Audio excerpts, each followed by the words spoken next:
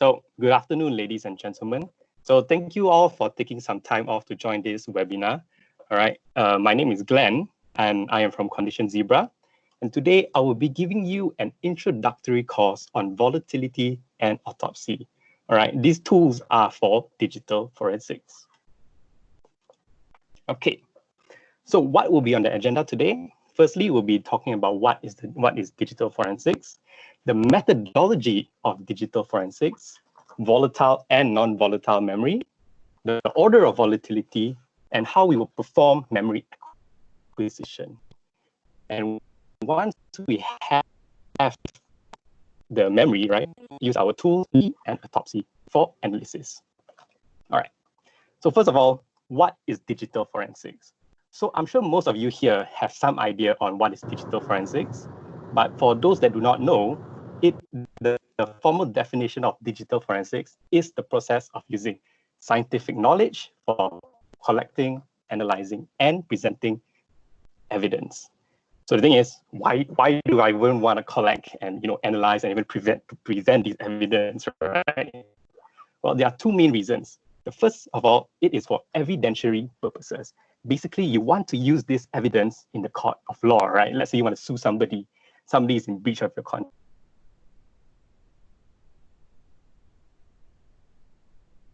Somebody has stolen, important data from your computer. So then you will need digital forensics, right? Because maybe you want to sue. And another thing is to know what happened, so that you can prevent it from happening again. Okay. Now, for digital evidence, right? Digital evidence is any information of value that is stored or transmitted in a digital form. So things like even your internet browser histories can be considered as digital evidence. Your log files, those two can be considered as digital evidence.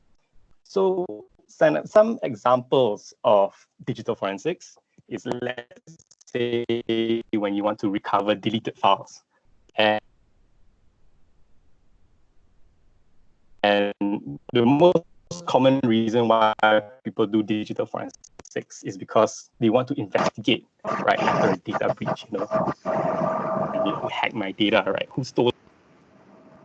All right, of digital forensics. Oh, everybody can still hear me clearly? No problem?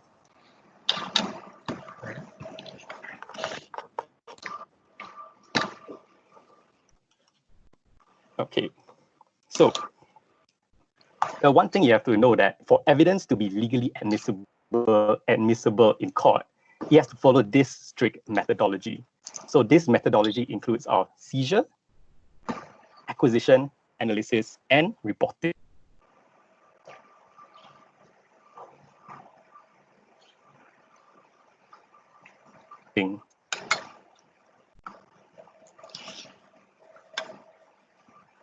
So when we talk about seizure, right, it basically means how am I going to seize the physical acquisition of data? How are you going to duplicate the data on the RAM or even in your hard disk drive? Cannot hear me?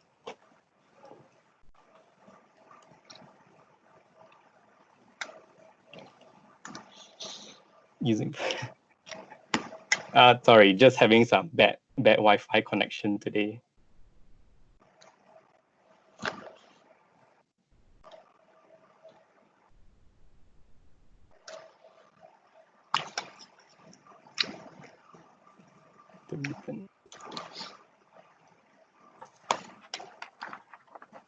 All right, well, having some technical problems for a while. Give us a few seconds to check it out.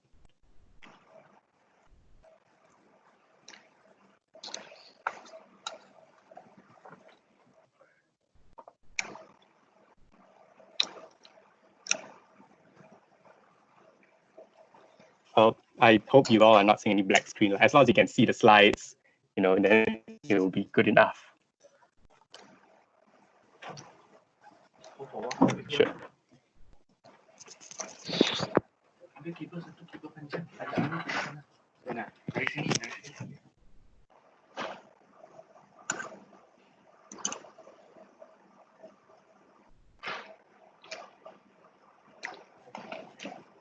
Ayo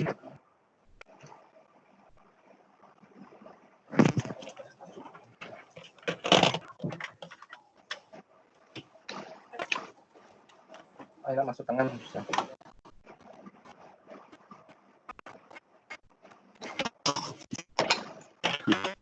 Do it.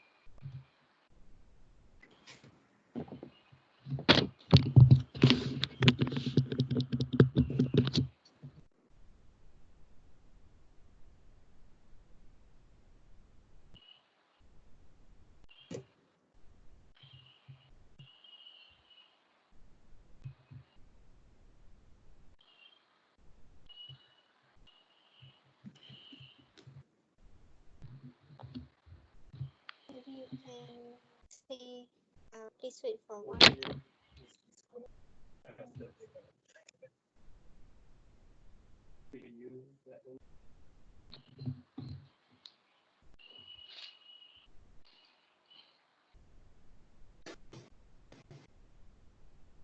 I think you don't have printer. Go to Sorry. Yeah, I got. So we can just continue.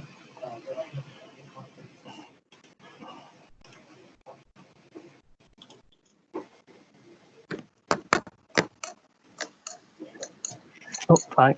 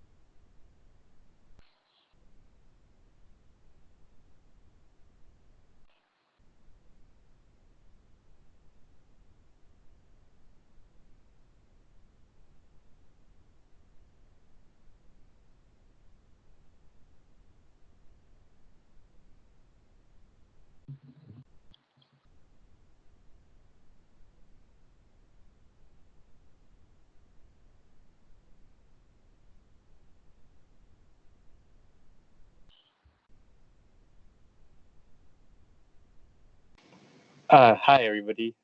So sorry about those technical difficulties. Okay. So how's the quality now? Better? Good? No problem?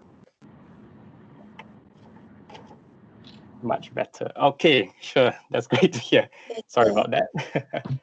All right. So let's start back with the methodology of digital forensics. Okay. Now, the first thing that we need to know about the methodology of digital forensics is that for the evidence to be legally admissible in court, it has to follow strictly to this methodology. So the first thing is seizure, right? So seizure refers to how we acquire or how we seize the physical evidence. let's say after I seize the physical evidence such as the phones, the laptops, the desktops, right?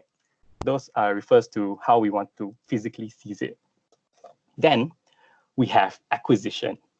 Acquisition refers to the duplication of data, right?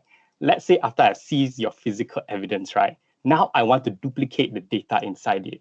Like, let me ask you, how are you going to duplicate the data on RAM or let's say on your hard disk, correct? So don't worry if you do not know. That's why you came here today, right? So you to find out. And don't worry, I will show you on how we can perform acquisition, all right? How we're going to duplicate the data. So once we have duplicated the data, then we perform analysis.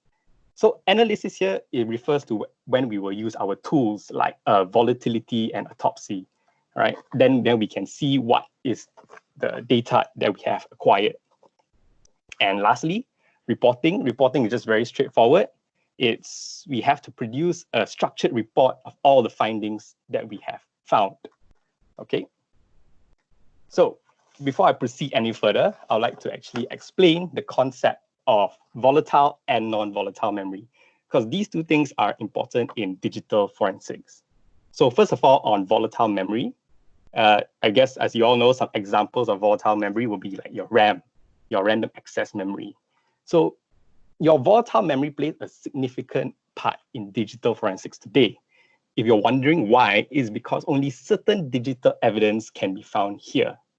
And not only that, your program's data that is used by the processors is stored in RAM. So think of it this way. If you close an application, right, the reserved data in your RAM will disappear, or another application might rewrite over it. And not only that, the data in RAM requires power to keep it. So the second you turn off your computer, right, it might erase all the data in your RAM. And next, we also have non-volatile memory. So non-volatile memory refers to, let's say, your hard disk and thumb drive, as you all know. And it is the main part of digital forensics because it contains the main source of incriminating evidence. So let's say you have files that you're not supposed to have. Where are you going to store it? It's not going to be stored in your RAM. It's most probably going to be stored in your hard disk or thumb drive, where you can view it later on, right? So usually any data that requires long-term storage will be stored in your non-volatile memory. And then another important thing is that it does not require power to keep the data. So you turn off your computer, no matter what, the incriminating evidence will still be over there. Okay? Now, we also need to know on the order of volatility. In digital forensics, the order of volatility has to be followed strictly. Why? This is to prevent minimal data loss. Because things like your RAM, your CPU cache, your registers are considered your most volatile, followed by your virtual memory, your disk drive, and your backups and printouts.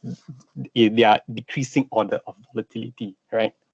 So if you were to perform the other step, let's say I capture everything in disk drive, you might actually overwrite some data in the RAM, for example.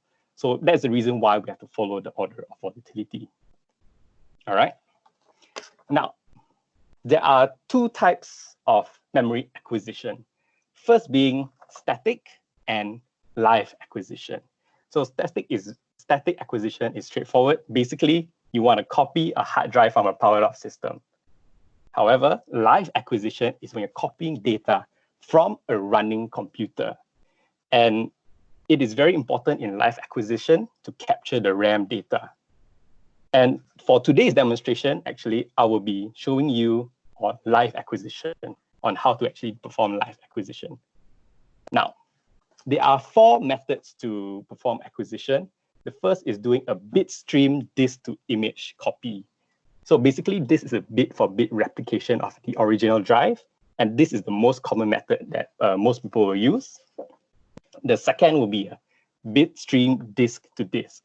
Usually you will use this when disk to image copy is not available. And usually there are some hardware or maybe some software incompatibilities. There is also a logical acquisition and sparse acquisition. Now, on to the maybe more exciting part. what are the tools you can use to capture volatile memory? There are tons of tools out there to capture volatile memory, but the most popular ones are listed here, such as Dumpit, Belkasoft, or FTK Imager. So all these tools, right, you can actually place it in a thumb drive, right? And you can actually execute the program from there to copy the volatile memory directly from your computer into your thumb drive straight away. But for my personal preference, I would prefer to use FTK Imager. So let me show you one example of how to use FTK Imager to capture volatile memory. It's straightforward. This is the FTK Imager GUI. All right, just go to File and Capture Memory. Now, you can select the path that you want to save it to, the file name, and also another thing is the page file. So this page file, if you're not sure, is how Windows stores virtual memory. Okay.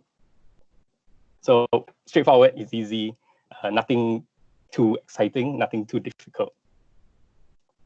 Okay. So once we have acquired the volatile memory, this is when we need to do our acquisition. All right. This is when we use tools like Volatility. Okay. So Volatility is an open source memory forensic tools. It supports all 32 bits and 64-bit Windows version. It supports various Linux distributions such as Debian, Ubuntu, Fedora, or CentOS. It also supports macOS and also Android phones with ARM processors. Okay. Now, here are a list of common volatility commands. There are tons of it, actually. I'll show you more of it later, but I'll just list out a few over here. But instead of me describing to you what each and every one does, how about we do an example, all right, a demonstration. Okay, so now I have Volatility installed in my computer already. And one of the first things you need to know is that I would like to tell you about this memory image that I've captured. This is a volatile memory image that I've captured, all right? It's called test.vm, vmem, all right? It is based on a Windows 7 machine, and I have exploited this Windows 7 machine using SMB exploit using MS17 Eternal Blue. So a few weeks ago, I believe Aisha also demonstrated this vulnerability. So if you want to know more on how to actually use this vulnerability, you can try it yourself. And then once you have tried it, then why don't you try using Volatility on it? Okay. So just a brief, if you want to see more info on Volatility, you can use --info. And then you can see what are the various commands that are supported. As you can see, there's plenty. I'm only just going to go through a handful with you. And one of the more important things is that you can see it supports basically almost all types of Windows version, right? In this case, they're called profiles. Windows 10, Windows 2003, 2008, Server 7, yeah, quite a lot, all right? So once you know what, oh, sorry about that. Okay, so once you know what, how Volatility works, the first thing you need to do is give it the flag -f. So -f will tell you to input what is the memory image you want to analyze, okay? And the first command that I'd like to introduce you is called image info. Sorry, typo. Okay, so image info will basically tell you what OS version is the image. This process can take some time, so I have already done it. And I'd like to show you what will the output be. So over here, Volatility will actually suggest to you a few different profiles. As you can see here, the first suggested profile is Windows 7. So that is the first profile you should try. But if that doesn't work, maybe you can try Windows 2008 and so on. All right. So once you know the profile, all right, then you can just input in by using --profile equals, and you can just copy and paste Windows 7. All right. And one of the first things you want to check whenever you have a image, right, is you want to check what are the current network connections. And you can use NetScan. So NetScan will display to you what are the protocols being used, your local address, your foreign address, the process ID, and the owner, right? It takes a while to run. I believe I have it already here. Okay, so here you can see the connections for this memory that I've captured. So it's quite intimidating. There's a lot of things to look at and you do not know which one should you even be focusing on. But one of the first things you should maybe look for is the established connections, right? Things that have already been connected. So as you can see here, for one example, there's an established connection and you can see the process is IE Explorer. So basically it's an Internet Explorer, right? And you can see 85.129 is the Windows 7 IP address and it's connected to some external IP. And you can see another established connection here is also on Internet Explorer. And you can see it belongs also to the Windows 7. However, for those of you who, I'm sure some of you have figured this out, when you see port 444 and you see it has an established connection, you will know something is wrong. Basically, whenever you see port 4444, usually this is the default port that Metasploit runs on. Let me show you, for example. Okay, so default Metasploit port will always be 4444. Of course, an experienced hacker will definitely change it. But let's say you have some script kiddie, you may be able to see that you're actually using port 4444. But not only that, certain malware are also known to operate on this port. So basically, if you see an established connection on port 4444, and there is no legitimate reason why your computer should be connecting to it, you're dead. You know, like in Chinese say 4 means die, right? So you see 4444 means you're die. Okay.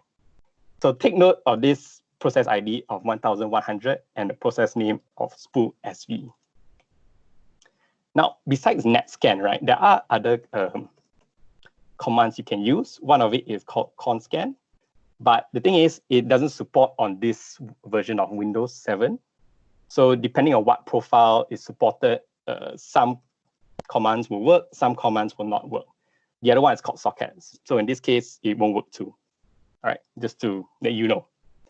But now, once you know what are the established connections, let's look at the process. What process was running at the time you captured this volatile memory, okay? All right, that's a lot. Okay, so let's see what we have here. We have a Chrome that was running, all right? This is the start time, this is the exit time. So it was running at 7:46 and then it was closed 2 minutes later. Okay, we have Notepad that was running. We have Internet Explorer, and we have another Notepad. And we can also see our malicious process spool SV over here on on the process ID 1100. Now, PS list is a bit hard to see. Sometimes you want to see things in a hierarchy nature, right? You want to see the parent process and you want to see the child process. For that, you can use the command PS3, not PlayStation 3, process 3, or process pokok, okay? All right. So take a close look here and help me to see if you can spot something that is abnormal.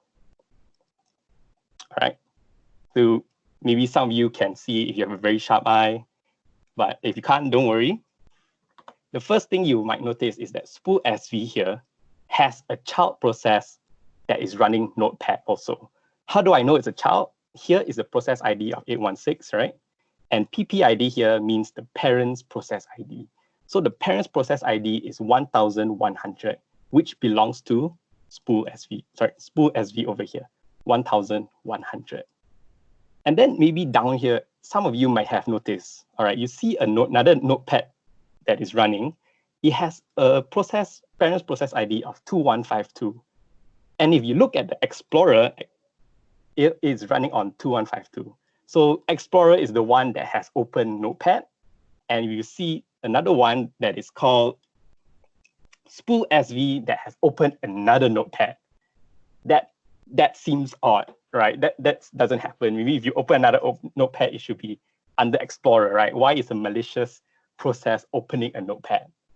Well, for those of you who are familiar with Metasploit, or those of you who have attended Levine's network penetration testing last week, he also actually showed on something called migration. Windows manage, like in Metasploit, I'll show you right here.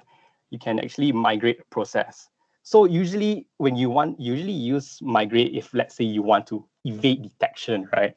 You do not want people to know that you're connecting on this process. So you move it to a more less suspicious process like Notepad, right? Every Windows machine has Notepad, right? And you not only move it because it's less suspicious, but maybe because you want to, how do you say, get constant connection, right? So no matter what happens.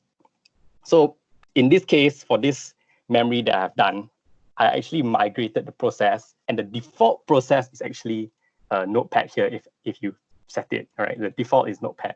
So in this case, I didn't change any settings. So when I executed it, it actually created another notepad.exe. So in this case, this notepad is also sort of malicious, but spool SV is the one that's connecting on port 4444, all right? So that's something that you should look out for, especially when you're doing any form of digital forensics, okay? So another command that you can use is called PSX view. So what PSX view does will help you to view any hidden running processes, all right? It also takes a while, so I've already done it. So what you want to see here is true. True here means that this process is not hidden. But if you see things that are false, it means that this is a hidden process in this process list, all right? So like this false is hidden from this process list called this dash thread, okay? So the thing is, just because it's false does not indicate it is malicious, but it might warrant you to do an investigation to figure out why is it false in the first place, right? It's something you have to go and figure out. But also be careful, if time is of the essence, you may not be able to investigate everything. But for this example, because we already know that spool SV is malicious, all right? So we do not need to investigate any of these false. All right. So besides PSX view, another common command that you want to use is called CMD line. So CMD line will print a list of command line arguments that's used. So if you can see here, 2172, this was the non-malicious notepad. You can actually see that I purposely opened it up and I opened up a login credentials files, all right? And we can see here, this notepad exe on process ID 816, this is the malicious one. As you can see, there is no file that's related or open, it's not opening any files, right? So that's something to take note of. And another one we can use is called CMD scan. So CMD scan is straightforward. It basically extracts the command history. So basically whatever the admin might have typed in the Windows 7, right? Whatever commands he typed, you can see here, he has typed ipconfig and network stats. But if you want to see what is the output that they have entered, right? Also, we can use consoles. So consoles will show you the input and the output. So for example, ipconfig, all right, the admin type ipconfig, then you get to see what is the output. All right, when the person did a netstat, he'll show you what is the current active connections. Okay, so those are the common things you should check out. But another common one that you should always check is, let's say, it's called clipboard. So let's say somebody, right, maybe they have copied some passwords. You know, I'm very sure a lot of you, all right, you don't have to admit to me, but I'm sure you know who you are. You like to type your passwords into something, right? Maybe you type it in Notepad in your computer. So sometimes you always copy and paste your passwords, right? So you can actually view the passwords they have saved using this command called clipboard. So it takes a while. So I've already done it before. As you can see here, I've done one where I copied password, right? So these are the type of things you're looking for when you're checking the clipboard. Now, another thing I would like to show you actually is on how to extract the contents from a notepad, all right? Because it's very common that people write things down in the notepad And if you can actually get the contents from the notepad, you get to see what's inside. So for the non-malicious one, it was on notepad, exe running on process ID 2172.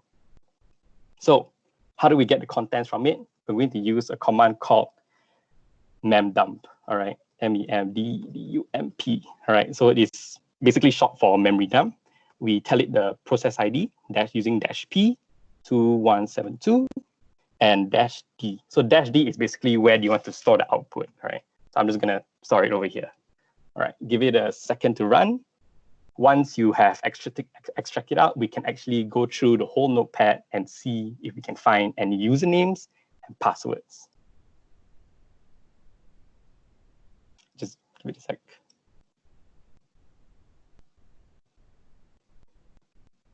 I think I already have it here.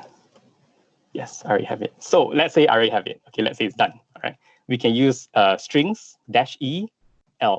We use -el because Notepad stores text as 16-bit endian. All right. So, and I don't want to look through thousands and thousands of lines, so I'm gonna use a shortcut because I already know what's inside. Username -c4. Okay, so you can see here there is some username and password that is logged as that has been written inside the notepad. So this is something that you can use to maybe find out what the person has written in notepad. And also, I would like to show you another example. So this is called a Credex. This is a type of malware. And let's say you suspect your computer or server has been affected by malware, and you want to verify that your computer has been affected by malware. You can use one command called procdump. Procdump basically means process dump.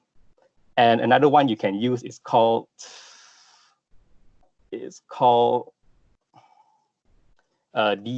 DLL dump. Is to dump all the DLL files, right?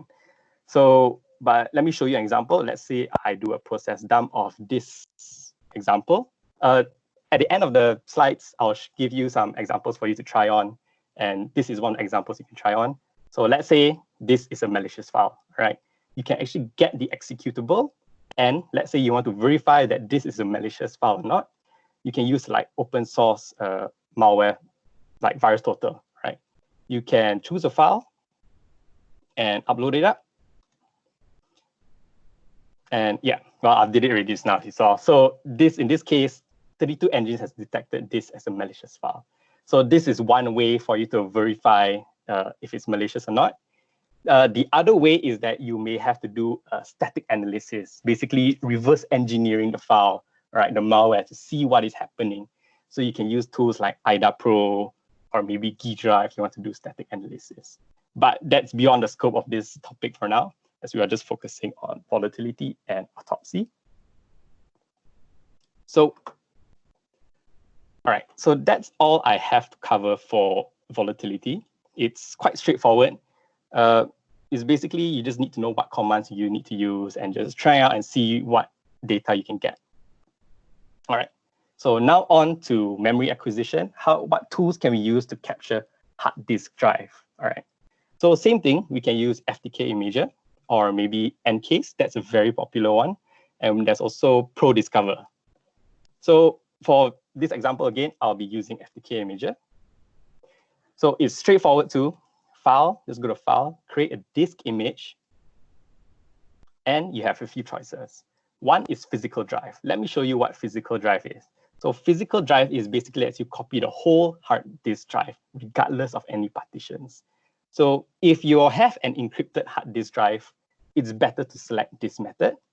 But let's say another one is logical drive, which you can separate out based on partitions. Let's say C drive, D drive, and so on. So let's just try one out. You can choose a different image format. Most common one will be RAW. And yeah, that's about it. It's quite straightforward too. Memory acquisition, there's not much to talk about. It's just using the tools to acquire the memory. But let's say you already have acquired the memory. Then how do you want to analyze it? All right, so analysis for this is straightforward. We'll be using one tool called Autopsy. Autopsy is an open source forensics platform and allows you to view various data formats like NTFS, FAT, X32 images, and many more. and also provides a simple GUI for your forensic research. So let me show it to you. Autopsy. Okay, so here is one example of an evidence file that I've already opened. So as you can see, it allows you to browse by extensions, right? Let's say you want to see only the images, only the audio files, the archives, all right? So it can allow you to, how do you say, sort immediately by different file formats, okay? We also have deleted files, but in this example that I have, there are no deleted files. But usually any form of deleted files will appear here too. And it also can help you to filter out, all right? It'll automatically search the whole partition, and it can tell you like, all right, this is something has been encrypted here. Maybe this is something you can look at, all right? A zip file, a zip encrypted file, all right? It also can show you what are the recent documents that you have used. Like you can see in this case, these are all the paths that the person has previously visited. Also some bookmarks and some web cookies that has been stored, all right? Some web downloads. We can see what has the person download. We can see a person recently downloaded Firefox, CC setup, Steam, probably a gamer, and also Keybase, the encrypted messaging platform, if I'm not mistaken. You also can see what are the web history, you know, what are the sites the person has previously visited. Right. It could be something interesting. All right. Some web searches, what has the person searched? And also can help you look for email addresses. So throughout the whole drive, these are all the email addresses he has found. So let's say you find a, how do you say, download a file. How do you extract it out? Well, it's quite straightforward. You can just right-click on anything and try to extract the file, and you can save it into any location. So in this previous example, I was actually looking at the Windows events log. You know, all I had was this dump, and I wanted to see what was the Windows events log. What did the person previously do before? So that's something you can try out for yourself too. And also, you can do keyword search. If you know what you're looking for already, you can search for it specifically. Oh, and another thing is, let's say you do not want to browse by disk format for some reason, right? You don't want to see by file types. You can actually see it by their proper Windows file system, right? You want to see program files, and you want to see what are all the other programs that was installed running. So straightforward. There's not much I can talk about for autopsy. It just depends on how you use this tool to search for things, right? But most common one people always look for is to look for the Windows events log to figure out what happened. All right. Okay.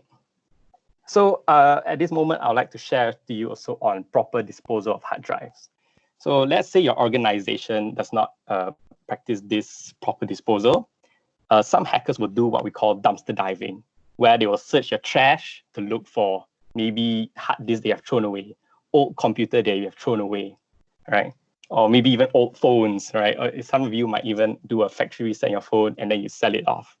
But everything that I've talked to you about today, any hacker can use also to extract the data that is inside your computer, inside your hard drives, and so on. So how do you defend against that? Well, one of the first thing is, if let's say you do not intend to use the drive anymore, is to perform data erasure. So data erasure is a software method of overwriting the data using 1 and 0 in all sectors. So usually after you perform this, you cannot view back the data inside. And another one is called degaussing. Basically, you're using a very strong magnet to wipe the data. The best combination will definitely be hardware and software, just to be damn safe that no data can be retrieved. But another way is to basically just destroy your hard drive, right? Shatter the platters, dip it in acid. I've seen some people say use a sandblaster too, but I think that's pretty crazy. So using software or using a strong magnet will be sufficient, right? So I'd like to share some resources here for you. So that in Volatility, there are various memory samples you can download. One of it that I used just now is called Credex, which is basically a malware. So you can feel free, there's a few online, feel free to download, check it out, use Volatility and practice your skills over there. And if let's say another one is also called for test images. So basically they are hard disks that have been copied, So you can use Autopsy to try it out.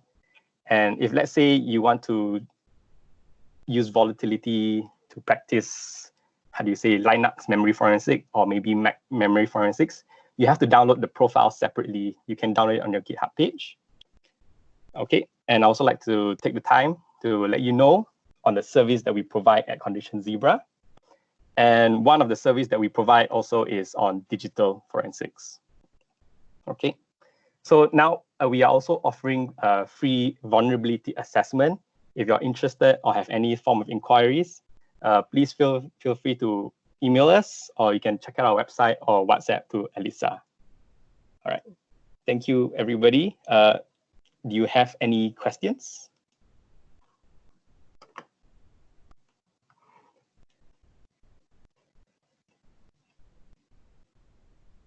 All of this is open source. Yes, all of this is open source. So things like Volatility and Autopsy are open source. So if you like to use, like we have Kali, right, which is specific for penetration testing. There is another one called SIFT, S-I-F-T, which is specific for all forms of memory forensics. So that comes Autopsy comes pre-installed in SIFT inside there too.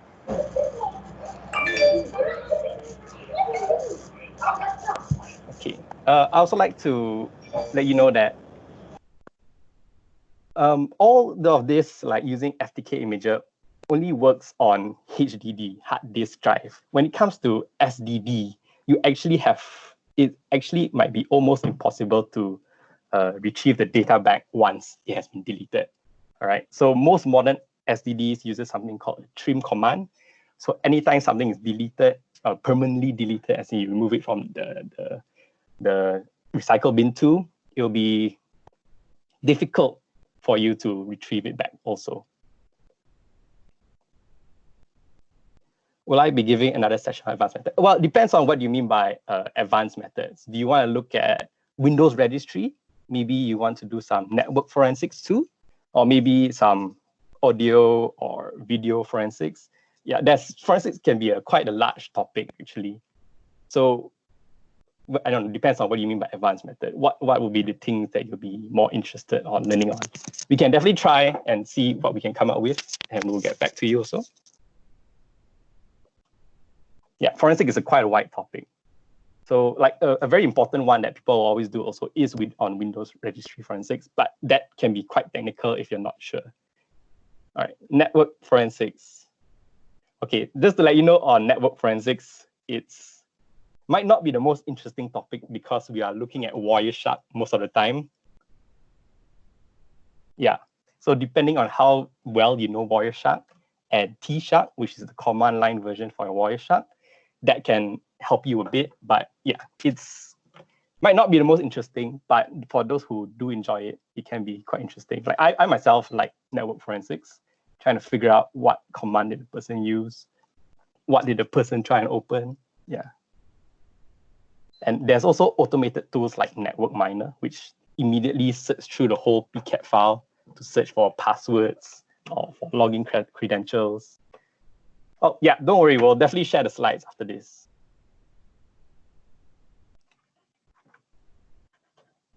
Mirror from the pod to sniff the data. So you want to do more on network sniffing, is it?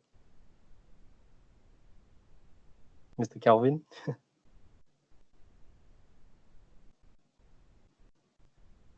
Is it possible to conduct a session on Windows registry forensics? Yes, it is possible, but at the moment, we do not have any plans to do it, but we will discuss it. And if we will have one, we'll definitely let you all know that we're on Windows registry forensics. Yeah, we need time. We need time to prepare. That's the thing. All these forensic things need time to give a good example, something that's interesting to show. How can you permanently remove data from a hard drive without degaussing or shattering? Okay, Sally. So the thing is, whenever you delete something from your hard disk drive, right, you're not actually deleting the data from it. You're basically deleting a pointer to that data. So think of it like an index page, right? So basically, whenever you delete something, you're telling the index page, okay, you can replace this section of data with something else. So in order to permanently remove something, you will have to overwrite the data. So let's say you have 1 terabyte. If you fill out with 1 billion pictures, it might be possible for you to, permanently remove the previous data on it. But we have to be aware of something called slack space. Yeah, you can search up on it. So slack space is basically some small remaining partition data that might be left over.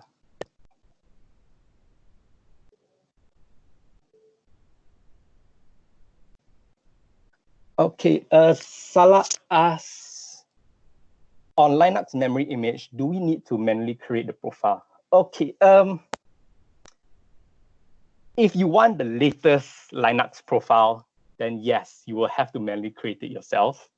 Because if you check out the Volatility GitHub page, some of it has not been updated for a few years. Like there was one competition I joined like a few days ago. I had to create a Linux profile image for Red Hat 7.7. And on the Volatility's GitHub page, there was no Linux profile for that. So I had to manually recreate it myself.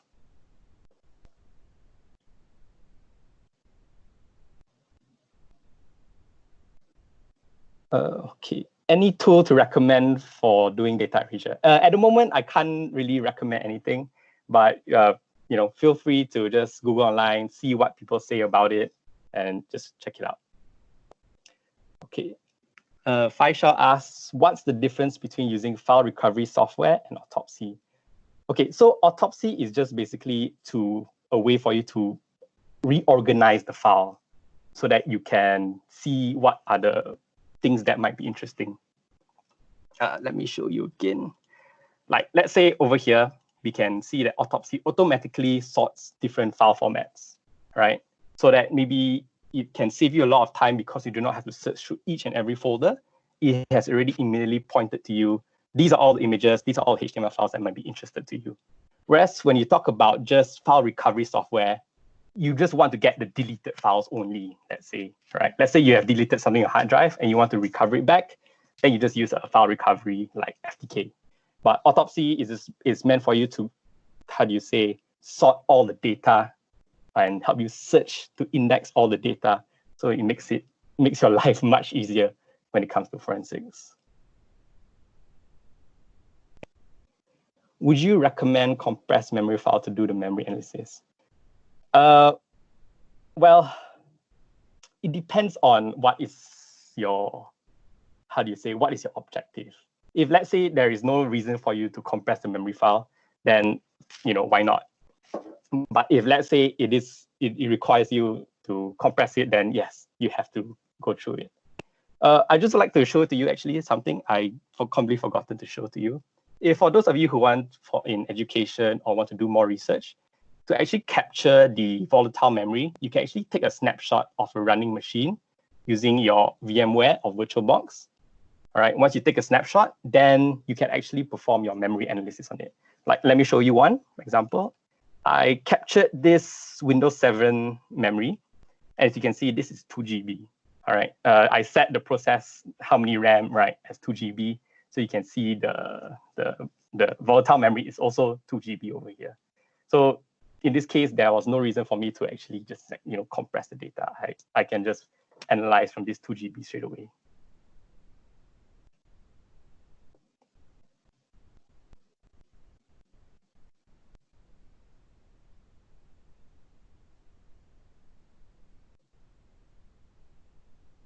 Okay. Alex Chin asks, can data be retrieved if I use format drive/p password in Windows? Good question. To be honest, I have not personally tried it out, but that's something I should definitely look into.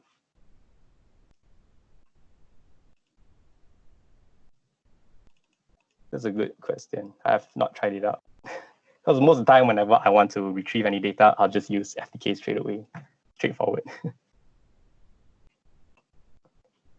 Oh, but let's say if you're on a Linux machine, right? You can actually use dd command to capture the data also. So in that case, definitely it does work if you use DD command. So for Windows, I'm not too sure myself. Yes, Kelvin, yes, everybody learn together. Alvin asks, will we still be able to retrieve data from memory if we use some memory tweaking tools? You mean by memory tweaking tools like anti-forensic tools? I'm not too sure what you mean by memory tweaking tools. It is possible to clean memory. Oh. It depends on what kind of clean memory you'll be doing. If it's like CC cleaner, where it might, how do you say, completely try to remove all the data on the drive. If I'm not mistaken, it doesn't, because the only way to retrieve data from memory, we use clean memory. I don't think clean memory will be able to retrieve data actually.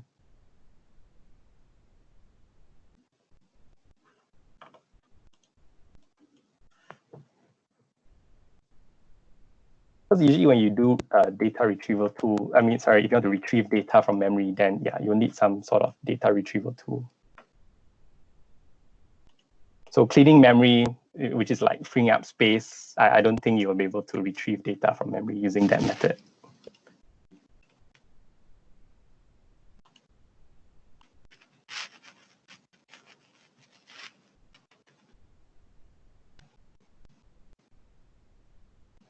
Okay.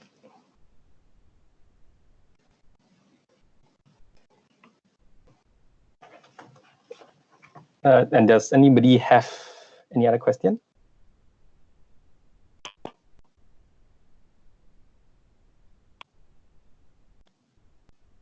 All right.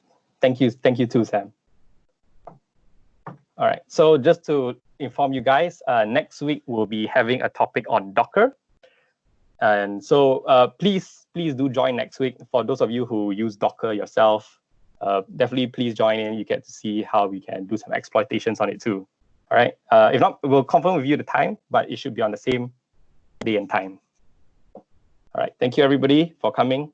All right. Please stay safe during this CMCO. All right. I know some of you might be working from home, but yeah. So, but thank you all for coming too.